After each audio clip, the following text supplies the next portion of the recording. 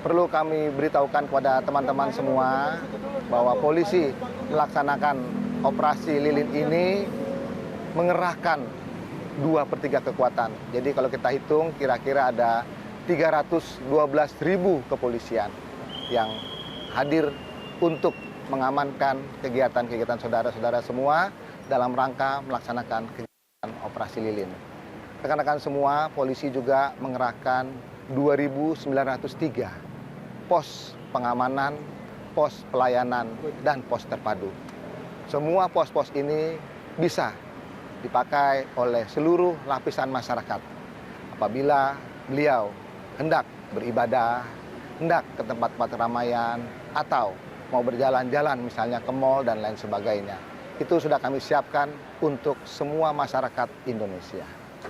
Nah, harapan saya kepada teman-teman, kalau ada permasalahan, kami mempunyai nomor telepon 110. Silakan ditelepon.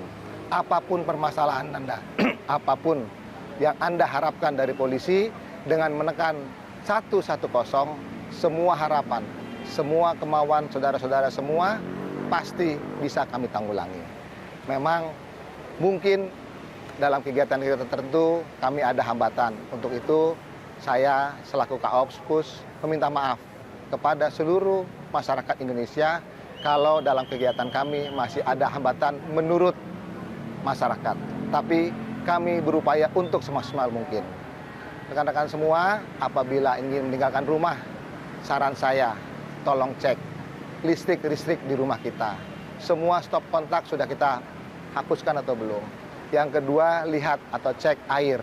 Jangan sampai air masih meleleh di tempat kita, nanti dia jangan sampai kita ada hal yang tidak kita inginkan. Yang ketiga, kalau masih ada juga gas, apakah itu dari kompor atau dari tempat lain, silakan kita cabut. Yang selanjutnya, cek jendela-jendela dan pintu, apakah itu sudah tertutup rapi. Yang selanjutnya, saya menyarankan, apabila kita tinggal di perumahan, kita lapor sama Pak RT kita, atau kita lapor sama apa yang jaga di sana, apakah satpam dan lain sebagainya. Nanti kami dari semua anggota kami pasti akan mendatangi lokasi-lokasi untuk kami melaksanakan patroli. Di sana ada Babin Kamtipmas dan lain-lainnya. Titik krusial di dalam operasi lilin ini adalah nomor urut 1 adalah semua tempat ibadah. Apakah itu berbentuk gereja atau lokasi-lokasi lain. Jadi di dalam malam pergantian tahun ini itu akan kami jaga. Yang kedua adalah tempat-tempat pusat keramaian. Seperti yang rekan-rekan lihat di belakang saya, ini ada pusat-pusat keramaian yang akan dipusatkan di Jakarta. Yang ketiga adalah pusat-pusat perbelanjaan. Dimanapun tempat itu, apakah berbentuk mal atau pasar-pasar tumpah dan lain sebagainya. Yang keempat adalah jalur atau arus mudik dan kembali nantinya. Supaya tempat-tempat itu menjadi aman buat keselamatan saudara-saudara semua. Yang selanjutnya rekan-rekan, saya memohon kepada semua lapisan masyarakat untuk tidak melaksanakan kegiatan di semua tempat yang tadi sudah kami sebutkan. Kami melaksanakan patroli secara rutin. Patroli-patroli itu sudah kami siapkan dari jajaran Sabara, dari jajaran lalu lintas, dan jajaran yang lainnya. Itu pasti kami laksanakan. Yang kedua, kami menempatkan anggota-anggota kami, apakah itu berpakaian dinas seperti saya, maupun yang berpakaian preman atau yang tidak berpakaian dinas. Di semua tempat-tempat yang nanti menjadi pusat-pusat keramaian. Yang ketiga, kegiatannya adalah kita di era modern ini kan sudah banyak CCTV dan lain sebagainya. Nah, semua CCTV yang ada akan kami pantau, akan kami minta tolong, apakah itu perorangan atau perusahaan, untuk sama-sama melihat situasi di akhir malam tahun baru ini.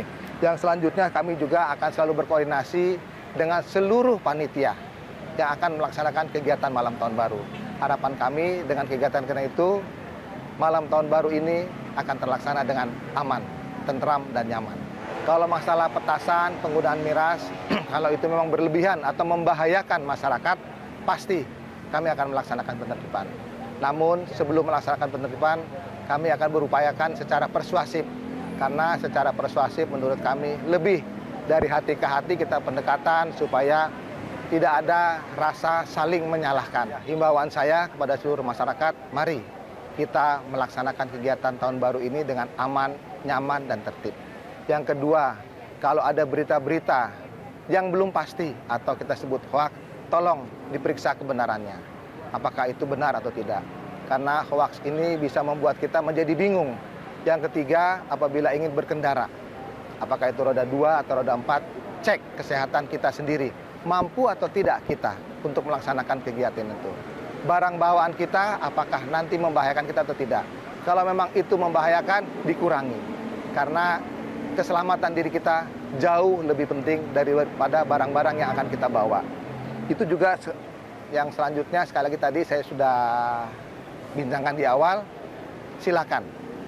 Kami punya call center 110 di telepon. Apapun kebutuhan dari seluruh masyarakat. Malam tahun baru ini dengan hiburan yang terlalu mewah, misalnya memasang kembang api, petasan, dan lain sebagainya. Karena apa? Karena ada sebagian teman-teman kita, masyarakat yang ada di Aceh, Sumatera Utara, dan Padang yang masih mengalami musibah. Saran saya, perbanyak dalam kegiatan malam ini untuk sama-sama berdoa. Minta kepada Tuhan supaya kita di malam tahun baru dan tahun berikutnya, negara kita semakin aman, semakin tentram dan sejahtera. Itu harapan saya. Stay updated. Info terkini masih banyak. Jangan lupa subscribe, like, dan share YouTube official OKZone. Dan selengkapnya ada di okezone.com.